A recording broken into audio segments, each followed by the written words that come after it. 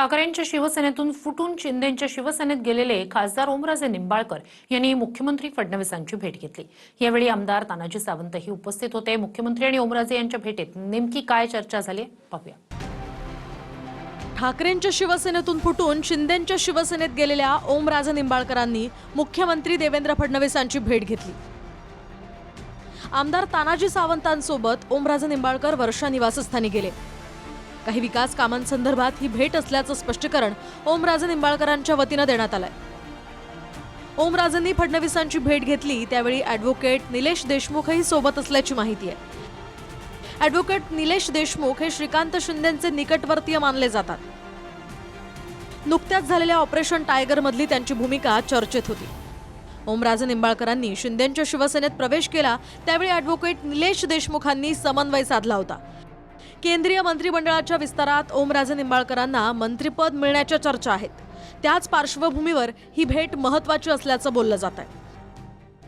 ओमराजे निंबाळकर मलाही भेटून गेले, मलाही त्यांनी माझ्या बरोबर सुद्धा चर्चा केली, कारण धाराशिवचा पालकमंत्री म्हणून जी काही सर्वसामान्य जनतेच्या गरजा लक्षात घेता निधीची डीपीसीच्या माध्यमातून तरतूद करायची आहे त्या संदर्भात त्यांनी चर्चा केली आणि त्यांनी आपली भूमिका स्पष्ट केली की सर्वसामान्य जनतेला नागरी सुविधा उपलब्ध व्हाव्या यासाठी मी शिंदे साहेबांच्या नेतृत्वाखालील शिवसेनेमध्ये प्रवेश केला आणि माझं कर्तव्य आहे त्या जिल्ह्याचा पालकमंत्री म्हणून त्यांना ज्या ज्या काही सुविधा खासदार म्हणून डीपीसीच्या माध्यमातून होणाऱ्या निधीतून देण्यात येईल त्या देण्याची भूमिका मी घेतली। त्यांना तसं आश्वासन दिलं।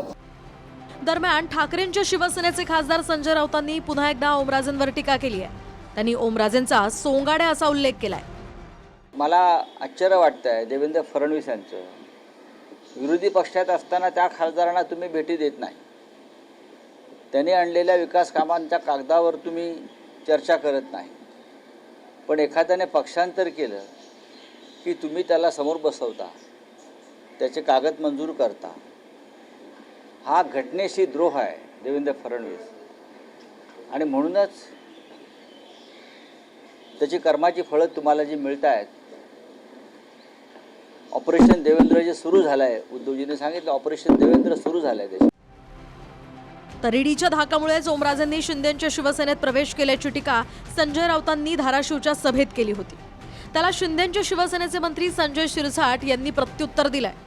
हा गेला कारण पवनराजे मल्टीस्टेट हे जे काय त्याची कंपनी आहे, त्या कंपनीनं 500 कोटीचे प्लॉट अख्ख्या धाराशिवमध्ये खरेदी केले।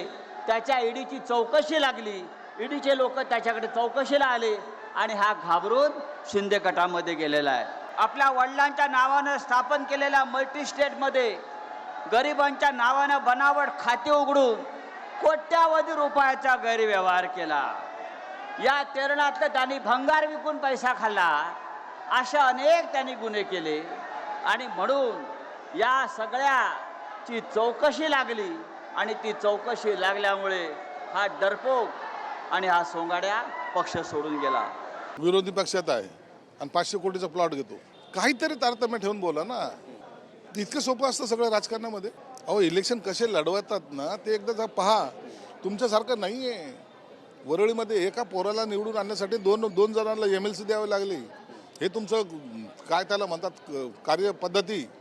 ग्रामीण भागातला आमदार असेल खासदार असेल अत्यंत जीव तोडून काम करत असतो। ओमराजेंच्या शिंदेंच्या शिवसेनेतल्या प्रवेशाची राज्यभर चर्चा झाली। त्यातच केंद्रीय मंत्रिपद मिळणार असल्याची चर्चा आता नव्यानं सुरू झाली आहे। फडणवीसांसोबतच्या या भेटीनं या चर्चांमध्ये आता आणखीनच भर पडली आहे।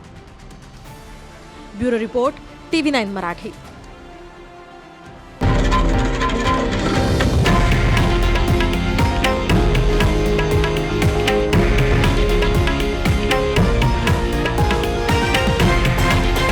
हे आहे देशातील नंबर 1 न्यूज नेटवर्क आणि आपण पाहत आहात TV9 मराठी, एकमेव।